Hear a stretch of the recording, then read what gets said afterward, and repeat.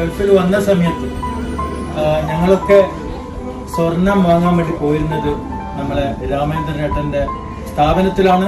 ഞങ്ങളുടെ നാട്ടിലെ അറ്റ്ലസ് മൊയ്തു എന്ന് അറിയപ്പെടുന്ന പേരിൽ അറിയപ്പെടുന്ന അറ്റ്ലസ് മൊയ്തുവിനെ അറ്റ്ലസ് മൊയ്തു ആക്കി മാറ്റിയത് നമ്മളുടെ രാമേന്ദ്രേട്ടനാണ്. അതുകൊണ്ട് ഞങ്ങളുടെ നാട്ടുകാർക്കും പ്രസിഡന്റ് ഞങ്ങൾക്കും ഇദ്ദേഹത്തോടും ഇദ്ദേഹത്തിന്റെ കുടുംബത്തോടും എല്ലാവിധ നന്ദിയും കടപ്പാടുമുണ്ട്. അതൊരിക്കലും ചെയ്ത ഉപകാരം നമുക്ക് ഒരിക്കലും മറക്കാൻ പറ്റില്ല. ഇന്ന് അദ്ദേഹം വളരെ വലിയ ഉന്നതിയിലാണ് ഉള്ളത്. ആ ഒരു സന്തോഷം നമുക്കുണ്ട്.